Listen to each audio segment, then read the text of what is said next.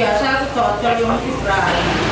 Semuanya bete Surga, siksa, dan neraka. Ronan makan. Masuk akan berani di tukang syuting. Namanya kampung itu kan dihidupi secara bersama gitu.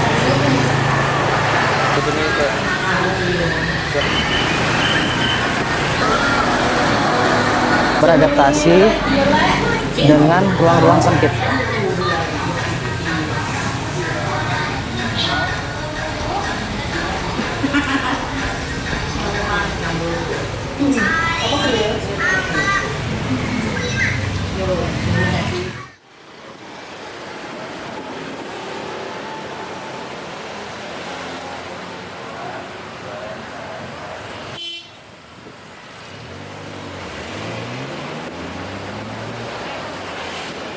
Ritus Lian, edisi ketiga, mengeksplorasi narasi-narasi polisemik Kampung Daleman, Sidoarjo, Jawa Timur.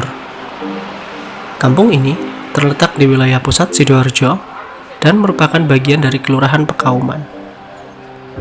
Melalui pengamatan geografis dan wawancara dengan tokoh-tokoh lokal di Daleman, dapat disimpulkan bahwa Daleman pada mulanya merupakan kawasan perairan yang menjadi pusat realitas sosial ekonomi berbasis jalur air di Sidoarjo.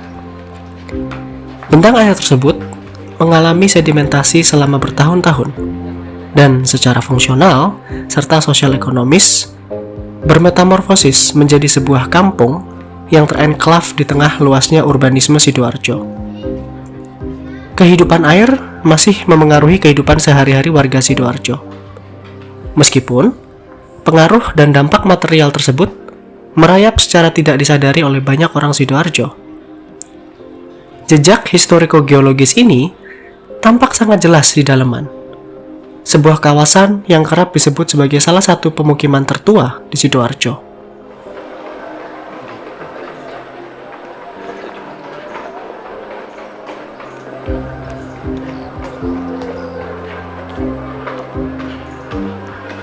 Daleman kini merupakan kawasan riparian. Meskipun para warganya tidak lagi bergantung pada sungai sebagai sumber penghidupan. Daleman dapat dipahami sebagai sebuah enklav kampung yang tersembunyi di dalam inti urban Sidoarjo, yang memperlihatkan koeksistensi antara pola ruang informal berbasis komunitas dan tatanan formal pembangunan kota. Kemunculan pemukiman baru atau para pendatang dari kota-kota lain juga mengubah signifikansi Daleman. Rasa memiliki atau sense of belonging warga lama kini berkelindan dengan kehadiran para pendatang baru yang bersifat rizomatik, yang menghuni area di belakang rumah-rumah lama dan lebih dekat ke sungai. Kompleksitas ini menunjukkan bagaimana identitas sosial spasial lokal beradaptasi sekaligus bertahan di tengah transformasi urban.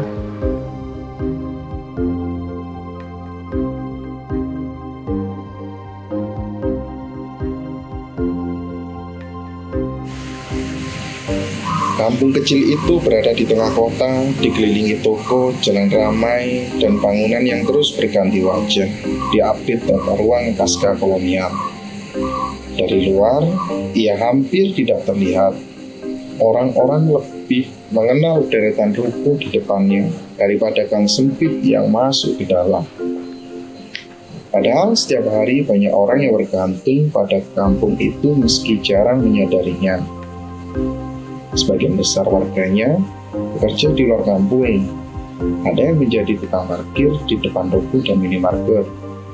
Berdiri sejak pagi hingga malam, mengatur kendaraan orang lain agar kota tetap bergerak. Ada yang menjadi pegawai toko, menjaga rak dan kasir, memastikan barang tersusun rapi. Ada pula buruh pabrik dan gudang, berangkat pagi, pulang sore dengan tubuh yang lelah, tapi ritme yang teratur. Kampung menjadi tempat kembali, bukan tempat kerja. Rumah-rumah di kampung itu tidak seragam. Ada yang sudah berlantai keramik, ada yang masih semen kasar. Tinggi lantai berbeda-beda mengikuti kemampuan dan pengalaman masing-masing keluarga. Tidak ada renovasi besar sekaligus. Perubahan dilakukan sedikit demi sedikit mengikuti waktu dan uang yang tersedia.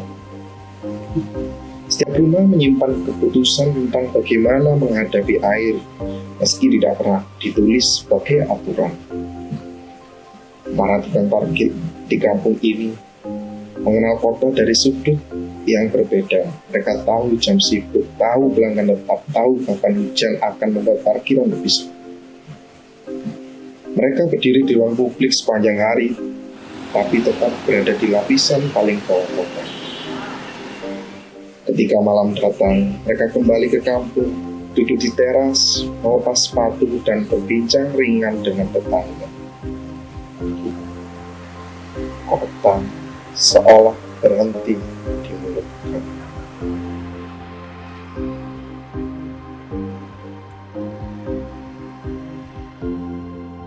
Oke, jadi Ritus Lian ini kita adakan sudah yang ketiga kalinya. Jadi kita menggunakan sebuah metode untuk gimana caranya kita sebagai praktisi gitu ya, sebagai akademisi juga, itu bisa lebih peka terhadap apapun yang kita temui di berbagai macam tempat dan dari berbagai macam subjek gitu. Nah, lewat Ritus Lian, jadi kita mengajak peserta untuk mengasah kepekaan mereka, baik itu secara artistik atau secara humanistik gitu ya, bagaimana dia bisa melihat apa yang tidak dilihat oleh masyarakat pada umumnya dalam kesehariannya gitu. Yang pertama itu ketika kita ajak peserta untuk hadir di sebuah lokasi, nah itu kita melatih peserta untuk peka dalam 4 hal atau 4 pintu masuk ya. Jadi ini ada entrance point yang kita jadikan guideline agar supaya peserta ini tahu apa yang mereka harus lakukan di tempat yang baru tersebut. Nah, yang pertama itu place, yang kedua itu practice atau praktik, yang ketiga itu rasa atau taste, yang keempat itu voice atau suara.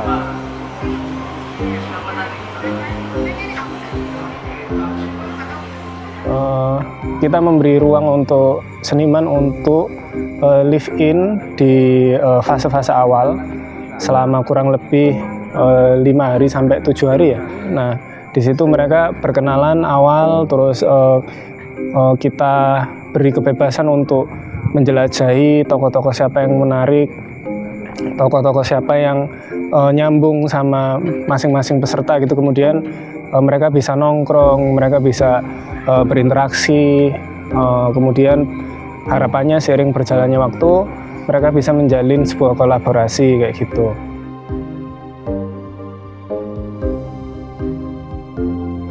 Setelah kita menjelajahi sebuah kampung itu melalui guideline ini tadi, kita juga mengizinkan peserta untuk mencari apa yang menjadi ketertarikan mereka. Jadi misal peserta ini ada yang punya latar belakang arsitektur gitu ya, itu tidak boleh dinihilkan. Jadi itu harus menjadi sebuah penghubung antara dia dengan warga.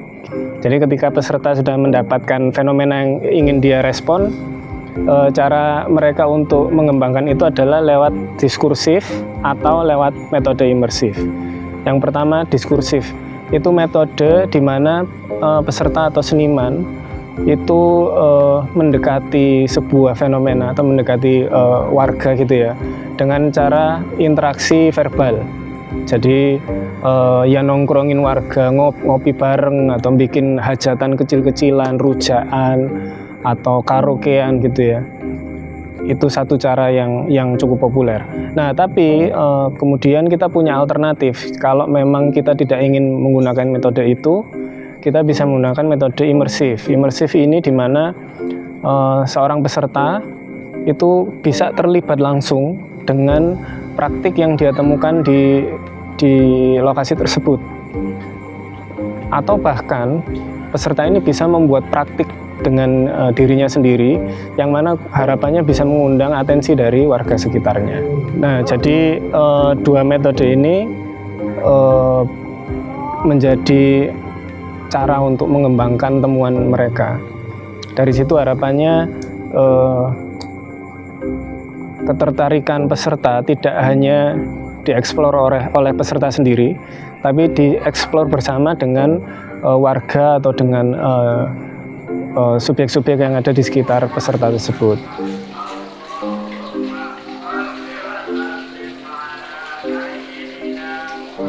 Jadi di akhir fase residensi, peserta itu memiliki kesempatan untuk mempresentasikan ide mereka di balai gitu ya. Jadi warga itu banyak yang nonton, kemudian saling memberi masukan, saling memberi informasi tambahan juga.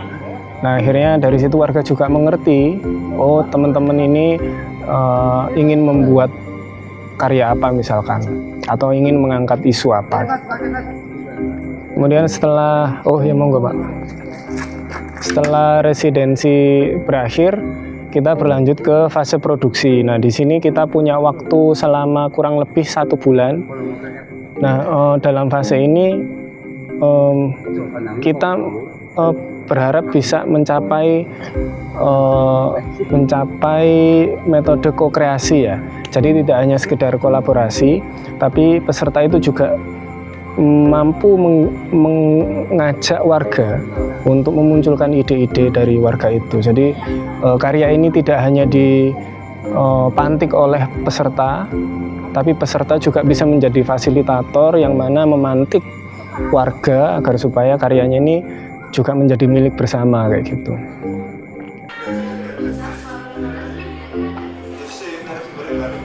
Lalu setelah fase produksi selesai, kita punya fase diseminasi atau fase pameran yang kita sebut dengan pameran itu ya.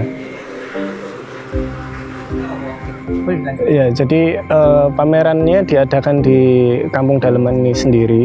Karyanya tersebar di banyak sudut gang atau di rumah warga bahkan kayak gitu. Nah, di sini akhirnya jadi sebuah kesempatan ya untuk warga itu kemudian merefleksikan aktivitas sehari-hari mereka, merefleksikan budaya bertinggal mereka gitu kan. Tujuannya untuk melatih peserta berpraktik di ruang-ruang dan komunitas-komunitas yang beragam. Jadi tidak hanya berpusat pada galeri White Cube misalnya, tidak hanya mengekstraksi informasi dari suatu tempat kemudian memindahkan ke galeri gitu ya, tapi di sini seniman itu berinteraksi langsung, berkolaborasi, kemudian berpameran di lokasi yang sama. Jadi yang kita sebut in situ. Dan tidak hanya eksis, tidak hanya hadir di tempat baru, tapi seniman juga bisa merespon secara artistik, bisa membuat karya, jadi hadir dan berkreasi di situ. Dan tidak hanya sebagai seniman individual berkreasi sendiri gitu ya, tapi hadir di satu tempat baru dan membuat karya bersama. Ini salah satu tujuan kami untuk mengadakan pameran di lokasi tersebut gitu ya.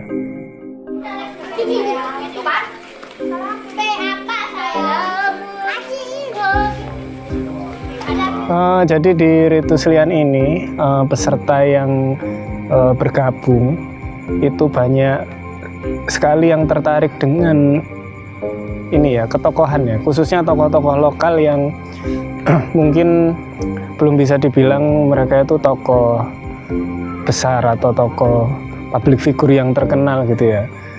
Tapi seniman-seniman yang bergabung itu mencari tokoh-tokoh yang kita sering pandang sebelah mata, atau kita sering berinteraksi tapi kita tidak kemudian memberi perayaan khusus kepada orang-orang tersebut gitu kan.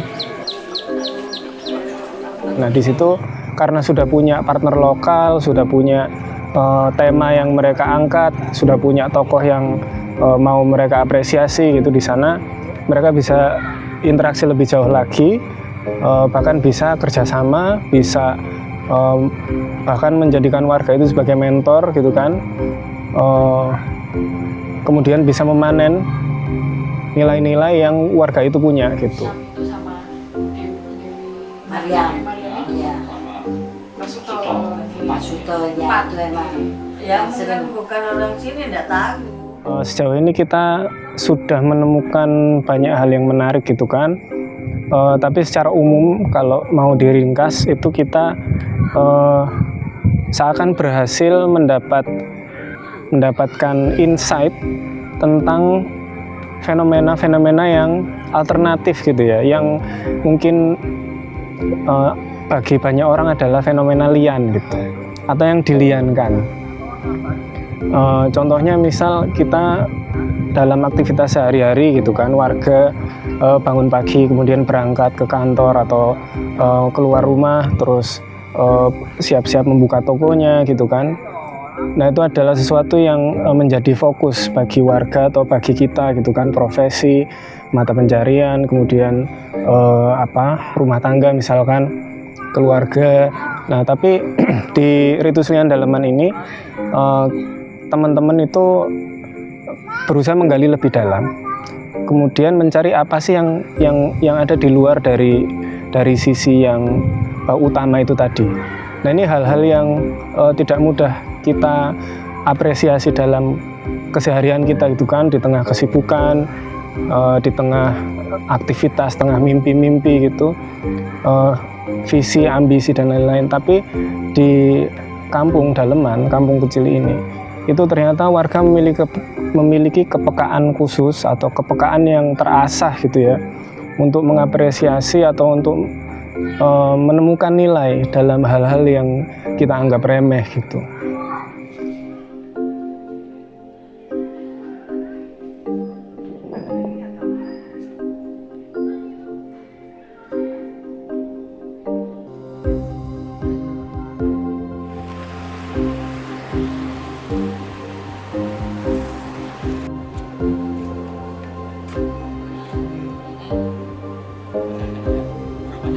Untuk awal-awal waktu pertama kali datang ke Daleman, tertarik ke sebuah sudut di dekat jalan raya yang itu rusak dan ringsek gitu ya. Jadi sebuah pertokoan yang rusak dan ringsek, bagiku itu ada titik representasi pertemuan antara yang urban dengan yang rural tapi di kota gitu. Jadi aku membayangkan sebuah rural itu bukan hanya tentang geografis ya. Jadi bisa jadi rural itu spirit.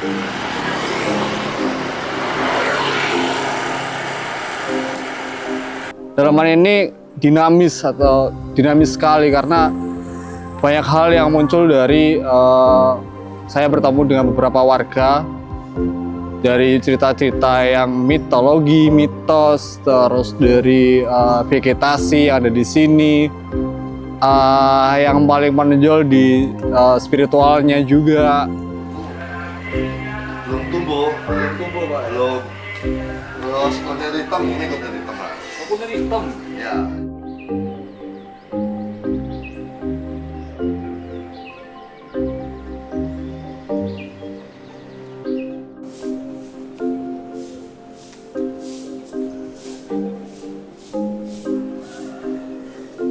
Kembali ke nama Daleman itu sendiri, di mana saya membayangkan Daleman itu adalah sebuah dalem, di mana dalem biasanya menjadi rumah atau dalem bagi seorang mungkin sesepuh atau tokoh agama.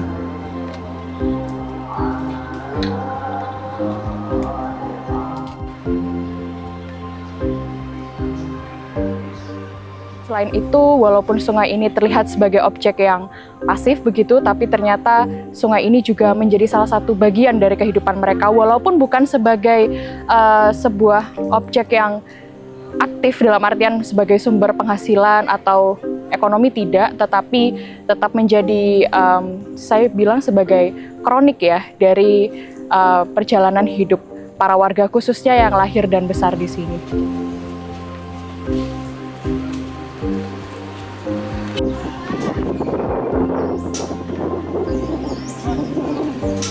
Jangan terlalu terbebani dengan yang besar gitu. Jadi dalam ritus lian ini apapun boleh. Jadi misal kamu nanti mau mengangkat misalnya soal yang mungkin kecil saja gitu, tidak menyangkut seluruh daleman pun tidak apa-apa.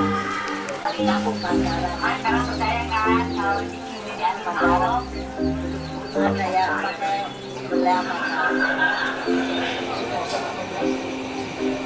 Ya sebenarnya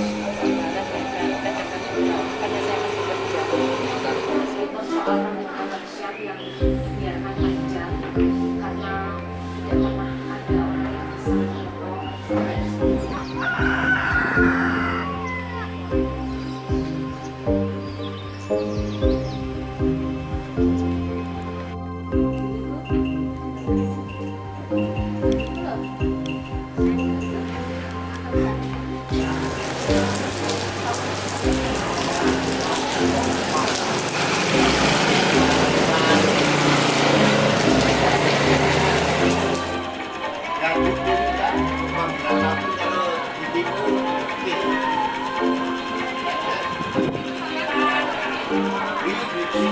main remi. Nah, ada komunitasnya dari empat blok, empat kelompok sekarang menjadi satu kelompok. Mana itu etan ya? Etan.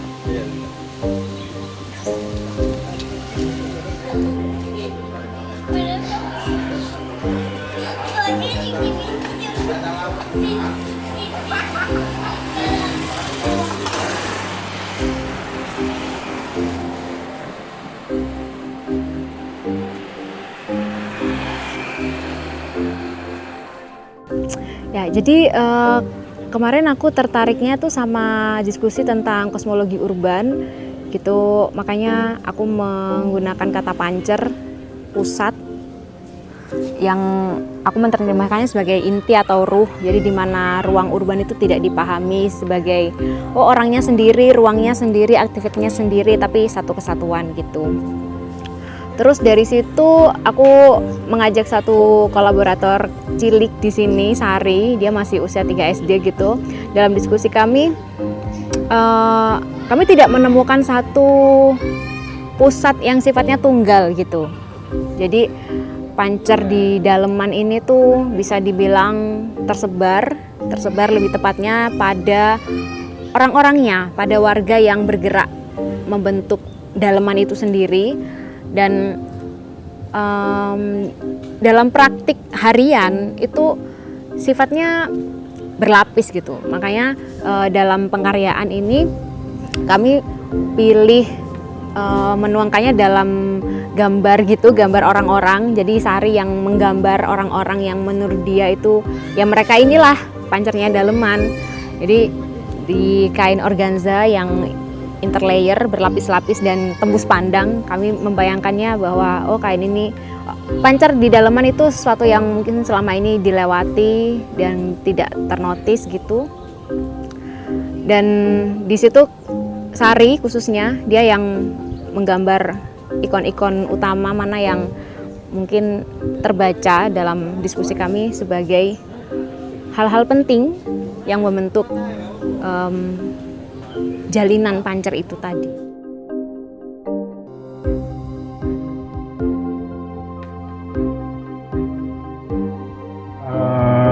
Selama saya residensi di daleman, saya menemukan ada pondok putri yang Nyai Dewi yang ternyata masih ada artefaknya dan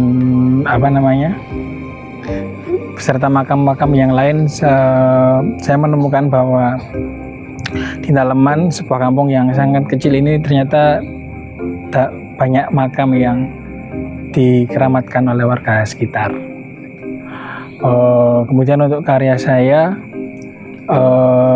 intinya adalah mensimulasikan ziarah wali pada umumnya di kampung daleman dengan praktek yaitu semacam walking tour sambil berziarah dari satu makam ke makam yang lain.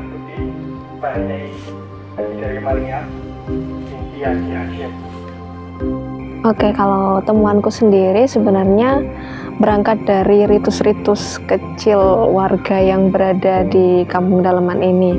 Yang pertama yaitu ada seorang warga bernama Pak Helmi yang sering rutin mengumpulkan daun-daun sukun kering untuk dijadikan teh herbal untuk penyembuh beliau. Yang kedua adalah kegiatan rutin Pak Hari yang memilah sampah organik dan anorganik untuk kemudian yang anorganik organik dijadikan kompos.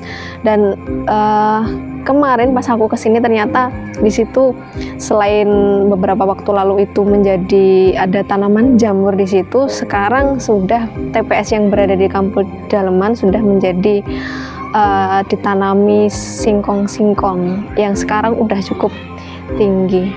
Terus untuk karyaku sendiri, aku akan membuat semacam squence di kertas-kertas daur ulang yang udah aku workshop bersama warga Kampung Daleman. Kemudian aku gambar menjadi sekitar 120 gambar yang masing-masing per cerita tadi adalah 60 gambar, dan aku kolaborasi bersama Pak Udin Goda yang warga Kampung Daleman sini juga.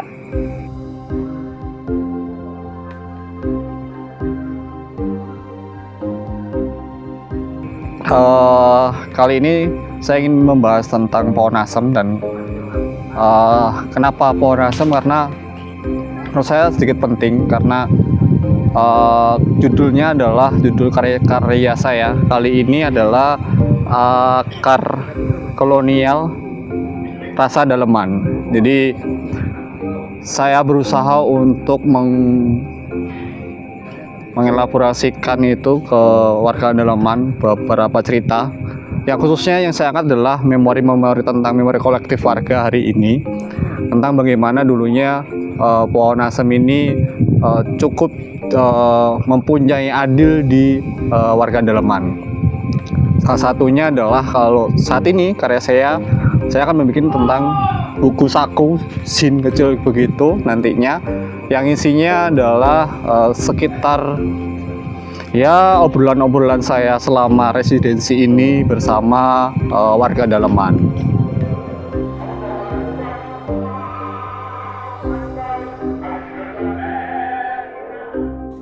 Ketika aku ke Daleman, aku ini kayak mendapat perspektif baru tentang kampung kota. Jadi ketika aku di desa, tinggalku di Lamongan, kampung kota itu kalau di tempatku nggak ada, kita istilahnya bukan di perkotaan. Nah, sementara aku melihat Daleman ini punya perkotaan sekaligus juga dengan spirit yang tipikalnya masih ini agraris gitu ya.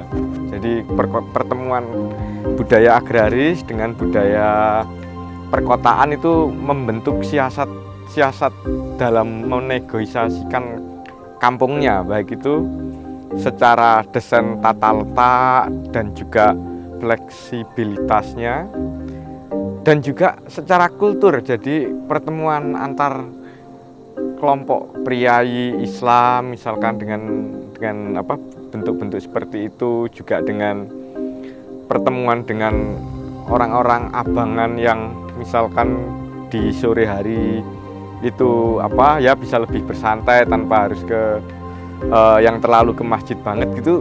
Nah, siasat-siasat seperti itu juga menarik bagiku ya.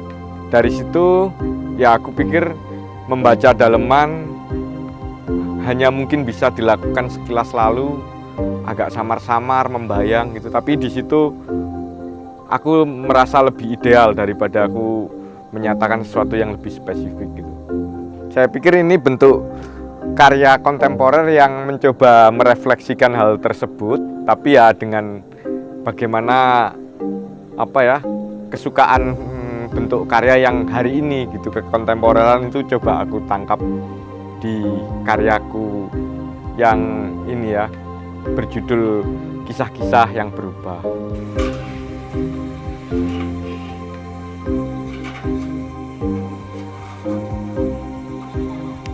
Perjumpaanku dengan Daleman itu dimediasi oleh kisah-kisah kependekaran Mbah Syamsuddin dan sakit perut. Dua peristiwa itu, inputan-inputan yang banyak tentang geliat-geliat kewargaan pinggir kali, terus juga historiografi alternatif lah, garapan warga, dan renungan-renungan kematian akibat sakit perut itu jadi satu kombinasi yang apa ya bahasanya bisa aku bilang ya, reflektif lah gitu, yang akhirnya aku mencoba membuat cerita dari situ. Pada akhirnya muncullah karya akhir ini, yaitu dokumen tubuh keadaan kelima. Dan pertanyaan dari karya ini adalah dunia semacam apa yang sedang diciptakan oleh Mbah Syamsuddin melalui kisah kependekaran yang tanpa kekerasan itu. Karya ini ku coba menjadi satu tawaran gitu, bukan tawaran yang sifatnya literal, tapi sesuatu yang mencoba ingin masuk bersama warga untuk ya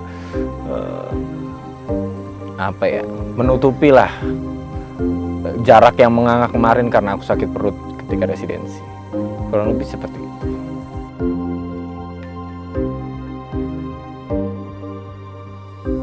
Saya tertarik pada satu sosok, yaitu Mbah Musalid. Beliau ini adalah orang yang sudah tua sekali di sini, 80 tahun. Dan saya mengikuti mendengar cerita-cerita beliau selama ini, di mana cerita-cerita ini belum terungkap atau belum pernah kita dengar atau bahkan belum kita baca sebenarnya beliau ini siapa gitu. Ya, singkatnya beliau ini adalah ya orang asli di sini Daleman, dan bisa dikatakan ya orang biasa. Tapi menurut saya pada kesempatan kali ini saya melihat ada sesuatu yang lebih dari itu. Bagaimana beliau mengerjakan selama 80 tahun ini, mengerjakan pekerjaan-pekerjaan yang saya kira yaitu kerjaan-kerjaan yang sekarang ini sudah tidak ada gitu. Salah satunya yaitu beliau pernah menjual poster pada waktu perubahan di zaman kita bacaan lama ke bacaan baru gitu. Itu hanya satu, jadi ada lebih dari 9 atau 10 pekerjaan yang beliau lakukan gitu. Jadi dalam kesempatan ini saya akan membahas beliau lewat poster, lewat zin, lewat gambar-gambar yang saya kira itu memperkenalkan atau minimal kita mendokumentasikan lewat gambar atau tulisan begitu.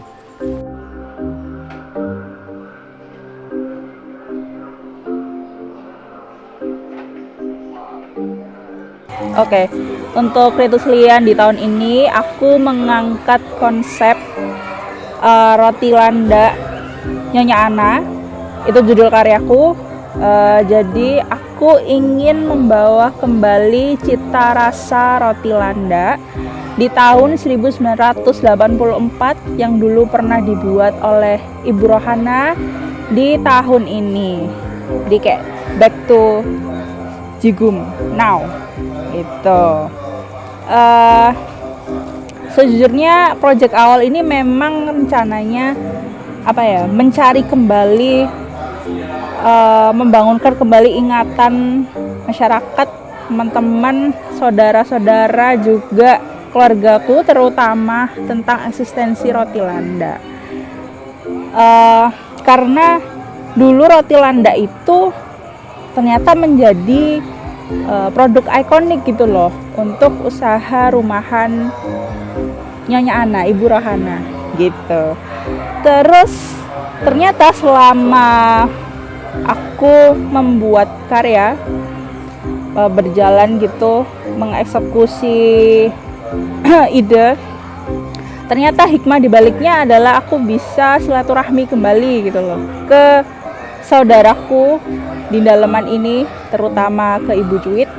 Walaupun jarak rumahku itu dari daleman ke sini, dari daleman ke Pucang Anom itu cuma sauprit, tapi aku merasakan ada gap, aku merasakan ada jarak karena ya wis aku jarang ke daleman gitu. Jadi untuk karyaku ini aku bikin 2 format. Yang pertama ada yang berupa tulisan, kumpulan artikel, dan yang kedua adalah video dokumenter.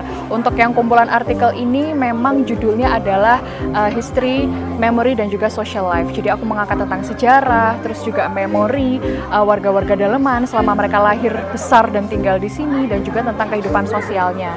Ini semua tulisannya aku kumpulkan menjadi artikel-artikel yang aku cetak seperti ini. Ada yang aku cetak menjadi banner juga.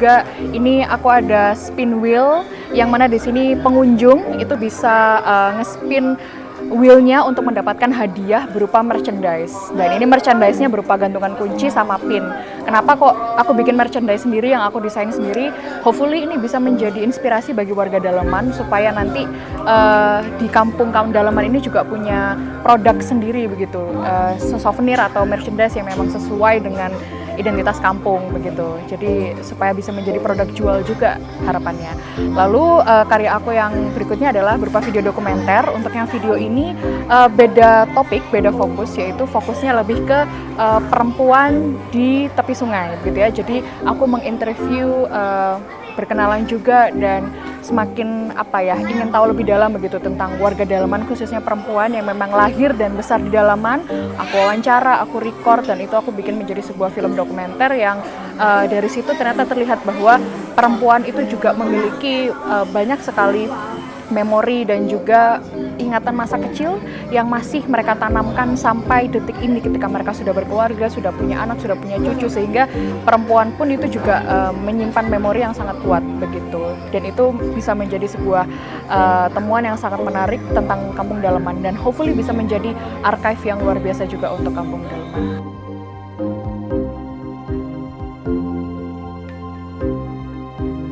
Ritus lian ketiga ini, karya yang saya bawa yaitu melihat everyday in life di kampung daleman. Bagaimana hal-hal yang biasa saja, aktivitas biasa dianggap biasa saja oleh masyarakat, bahwasannya itu sebagai hal yang unik.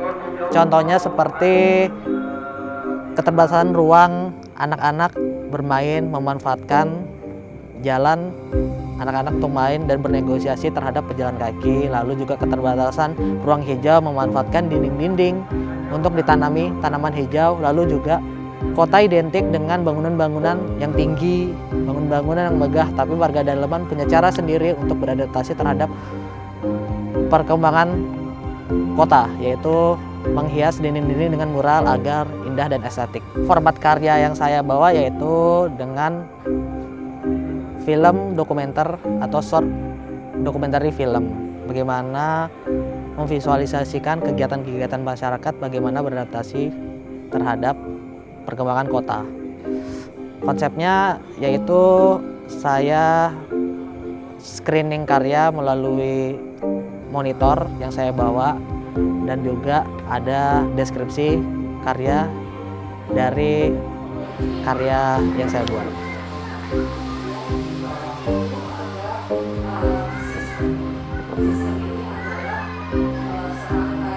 Jadi selama di daleman, aku melihat daleman ini dikitarin sama sungai, dan separuh kompleks perumahan daleman itu, perkampungan daleman itu isinya makam.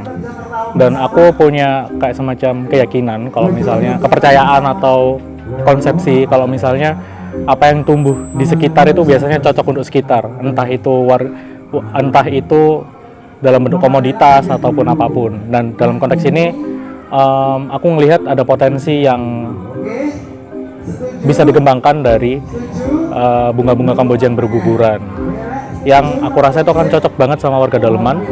Dan akhirnya aku bikin satu resep kreasi teh kering menggunakan bunga Kamboja sebagai salah satu bahan untuk itu. Jadi teh hitam aku wangiin sama bunga Kamboja selama 2 kali, dan akhirnya kelopak kambojanya dibuang dan sisanya adalah teh hitam yang masih menyimpan wangi dari bunga kamboja itu.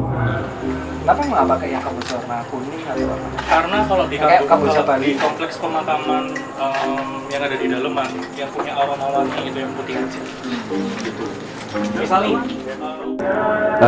ketika saya di Daleman, berada di Daleman yang saya temui, beberapa kali saya cukup sering menyoroti adanya etalase-etalase yang ternyata menurut saya ternyata etalase tersebut yang saya temui itu beberapa ada yang kosong di tengah kepadatan penduduk, di tengah titik letak yang berada di tengah kota. Ternyata beradanya etalase kosong ini cukup menganggap saya merasa ironi ketika melihat fenomena tersebut.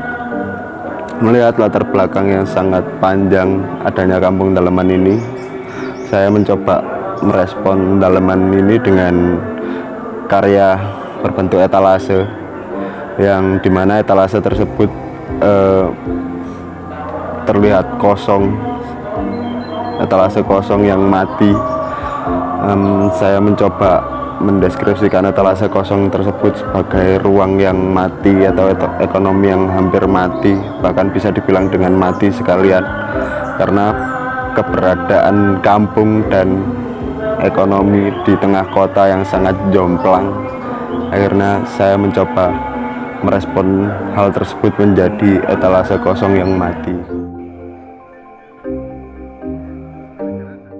Dan saya mencoba merangkum dan menangkap berbagai ingatan dari beberapa aspek, seperti ingatan histori, ingatan dengan sisi heroik, ataupun ingatan-ingatan artefak seperti itu, yang nantinya harapan saya bisa menjadi sebuah penanda bahwa ingatan itu pernah terjadi di saat itu, dan sepertinya akan menarik jika dibaca dan diulas lagi sekitar 5 atau 1 dekade mendatang.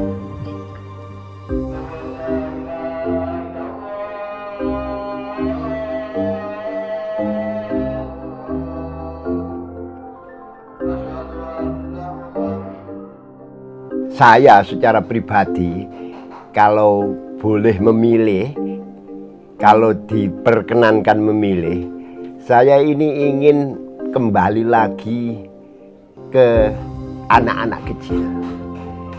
Karena pada saat itu yang saya rasakan betapa sangat-sangat bahagia dan menyenangkan. Karena apa? Karena zaman sekarang ini hampir tidak ada sama sekali permainan yang kemarin-kemarin dulu di saat saya masih kecil ini hampir-hampir tidak terlaksana pada era sekarang. Jadi yang aku kira sedikit menjadi pembeda antara ritus lian dari proses-proses residensi atau inkubasi lainnya itu adalah karena di ritus lian ini yang turut menentukan hasil sebuah karya itu bukan hanya ekspresi dan wawasan dari senimannya secara pribadi, tapi juga bagaimana mereka menempatkan diri mereka di tengah-tengah situasi Daleman gitu. Lalu untuk presentasinya itu juga mereka sedikit keluar dari kebiasaan berpameran di ruang yang steril, dan ketika mereka diminta untuk menentukan lokasi sendiri, atau bukan diminta, sebetulnya ini bentuknya kan tawaran, jadi sebenarnya nggak wajib juga, tapi di luar dugaan mereka ini memilih lokasi yang somehow itu relevan dengan kolaborator mereka.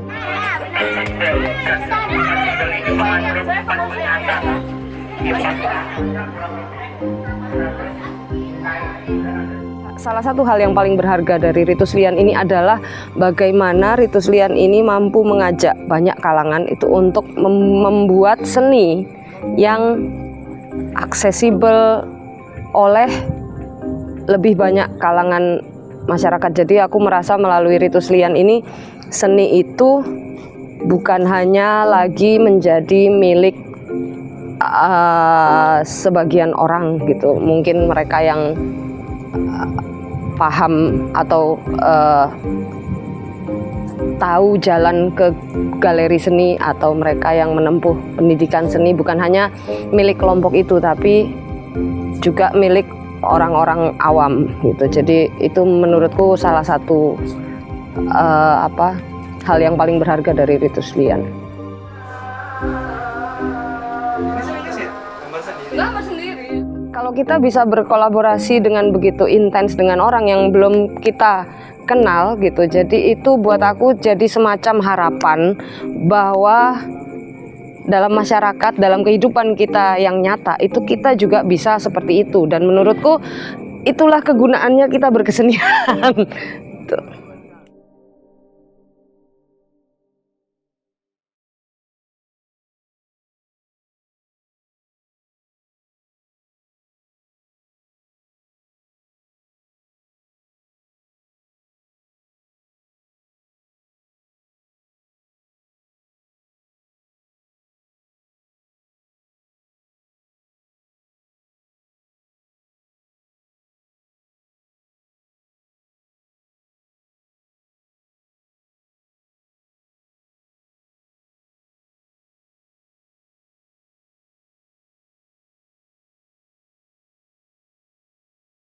Ini sudah rolling ya Pak Kuda, nanti langsung dijawab aja. Aku ingatkan, pertanyaan pertama, sebagai warga,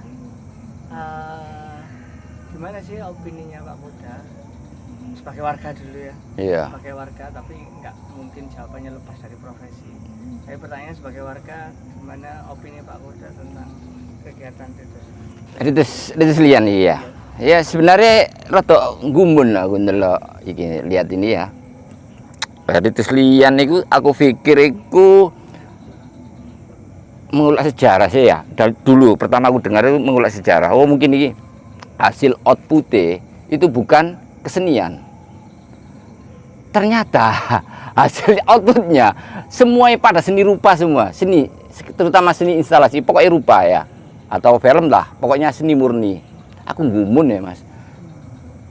Ngaman hari-hari ini. Maksudnya orang-orang ini, orang kampung ini nyaman nggak ambek hasil ono kesenian masuk di sini tuh. Misalnya kayak pamer. Kayak pesimis lah aku mas. Ternyata setelah berjalan, aku salut ya mas. Wah salut luar biasa ya mas. Jadi aku pernah sering dengar itu ono pendidikan seni kontemporer nanggone warga. Itu cuma wacana tok wae. Ternyata teman-teman iki nggawa seni kontemporer nanggone wargaku. Sangat luar biasa. Aku aplaus mas sampai itu sian mas. Secara nggak langsung mas. Aku sendiri pun sulit loh menyampaikan atau mengenalkan seni kontemporer ke warga itu sulit. Biasanya kalau mungkin ya seniman kampung kayak aku seniman kampungan mas ya. Waktu acara 17-an itu biasanya kan paling sibuk seniman itu ya, seperti dekorasi, bikin karya apa sandiwara atau bikin lodrok atau bikin aku sendiri pernah bikin monolog gitu. Tapi semuanya ya seni konvensional gitu mas, sulit. Tapi kalau teman-teman ini hasilnya luar biasa lah menurut aku Ritus Lian itu. Oke, lanjut sedikit follow up sebagai warga yang mungkin kita tidak, kalau dari kita nggak punya akses yang sejauh itu ya. Oke. Respon warga yang lainnya yang mungkin nyampe ke telinga Pak Kuda itu seperti apa singkatnya?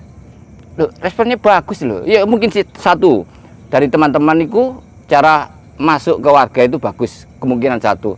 Tapi kalau warganya kurang respon misalnya, meskipun anak-anak masuk kan kurang, ya gak direspon juga mas ya. Satu contoh kemarin nih mas. Kemarin itu ada penyembelian hewan kurban ya di lapangan TPG di tempat anak-anak itu pameran itu ya. Itu kan daging, terus daging sisa daging terus banyak darah di lantai-lantai itu mas. Kalau dulu cuma disemprot semprot aja Mas, terus meninggalkan bekas sampai 2 hari. Kemarin itu enggak selesai ya, belum selesai gue ya. Mural itu minta ditutup, ditutup aja eman, engkau kena gede, ditutup Mas. Itu Mas Amir waktu itu yang bantu tutup. Habis itu setelah selesai, anu ae didesel ae cek entek wis cek koyo anyar maneh. Arek pameran cek enak. Wah, asli ku Mas, aku soalnya panitia. Jadi dari air dari sungai itu didesel, terus banjir semua, kewos. Malamnya nggak bau sama sekali kan, anak-anak install. Iya. Jadi menurut aku ya warga sih, welcome sih. Makanya aku bilang tadi, ada lagi bagus lah. Karena aku sering dengar wacana itu nggak seni kontemporer maupun nanggone warga. Ngomong tok ini secara nggak langsung ya, mungkin nggak berniat atau apa ya. Ternyata hasil OPP mengenalkan seni kontemporer nanggone warga. Sip. Oke, terus yang kedua sebagai ini, terus kemudian kan teman-teman mengenal Pak Koda lebih jauh, Pak Koda sebagai seniman juga ternyata, terus alhamdulillah Pak Koda juga ngajari teman-teman kolaborasi lah. Nah, opini apa yang muncul dari kerja kolaborasi itu? Opini gimana maksudnya? Ya, opini yang muncul apa? Perasaan yang muncul waktu kerja kolaborasi sama teman-teman? Oh iya iyalah, ya mungkin ya apa sih ikatan emosional mungkin ya. Aku pernah seperti anak-anak juga melakukan riset di sana atau di sini di kampung-kampung juga sama. Aku ya perasaan pernah aku seperti anak-anak ini. Jadi aku bisa coba aku bantu sekuatnya. Kalau ya memang aku agak repot jadi gak bisa bantu banyak lah. Selamat malam para warga RW 03 Daleman. Saya Yan dari Arda FM. Selamat malam semuanya. Selamat malam warga RW 03. Para muda yang masih anak-anak, yang kecil, yang menengah, remaja hingga yang tua. Semoga tetap diberikan sehat, selalu sukses dimanapun Anda berada. Salam dari saya Yan. Terima kasih. Selamat malam. Ya salam pada teman-teman, biar sehat, semua bisa kumpul bareng-bareng, semua teman-teman Daleman lah, tua, muda, sama, semua keluarga, semua. Ya Allah, putuku wis gede, penggaweane tulinan HP. Let dijarke sampai sore. Gombal kotor, suwal kotor, tak umbai dewe. Untuk semua warga Daleman, semoga sehat selamanya, berbahagia selalu. Hari ini aku mau mengungkapkan rasa kangen banget sama sosok seorang Pak Hari Mulyono. Ya, beliaunya yang kemarin sempat memberikan pelajaran sama kami ya. Untuk bagaimana cara kita peduli sama seseorang ya. Keprihatinan sama seseorang. Ilmu itu saya adopsi sampai sekarang. Andum selamat kanggo Cak Man RT seumur hidup. Dan selamat bergerak untuk generasi muda. Teruntuk Mbak Arli yang pernah ada di hati, apa yang sudah pernah aku beri, kamu sudah meninggalkan aku dengan sakit hati. Salam untuk Bapak RW, tetap semangat, jaga kebersamaan pemuda-pemuda Daleman, jangan sampai kabur dan buyar. Salam buat Pak Wiji yang di lingkungan RT 11 yang selama ini membantu untuk pengambilan jimpitan. Buat Pak Wiji sehat selalu. Salam untuk RT 9, semoga tetap jaya. RT-nya semangat terus. Kalau orangnya Bu, orangnya. Orangnya enak banget gitu loh. Salamnya buat satu orang aja. Salamnya ya apa Mas? Aku bingung aku. Bojone sampean. Buat suamiku tercinta. Semoga sehat-sehat selalu. Oke. Salam untuk para pemuda Daleman, tetap semangat, tanpa pantang mundur meskipun dengan keterbatasan. Oke, semangat pemuda Daleman. Salam buat adik saya yang ada di Blitar. Mudah-mudahan selalu sehat walafiat. Halo Mbak Meme, kita mau beri salam untuk Mbak Meme. Semoga Mbak Meme kalau ada lomba mewarnai, Mbak Meme selalu menang selalu. Semoga ya Mbak Meme.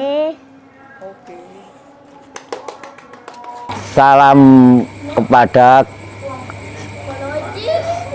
kakak saya Hadi, semoga sehat walafiat, rezeki lancar, amin. Buat ibu-ibu semua yang sering mencuri LPG dimanapun, di kampung sini atau di kampung sebelah mana, tolong jangan diulangi lagi. Dan di sini sudah tahu siapa pelakunya, supaya kita di kampung kita tidak resah dan aman, tidak ada masalah apa-apa di sini. Untuk istriku yang tercinta, engkau jauh-jauh dari seberang sana sampai bawa sini. Jadi bagaimanapun saya harus bisa menjadikan kau wanita yang paling bahagia. Meskipun aku ini banyak kesalahan, tapi aku tetap berusaha untuk menjadikan kau ratu di hatiku.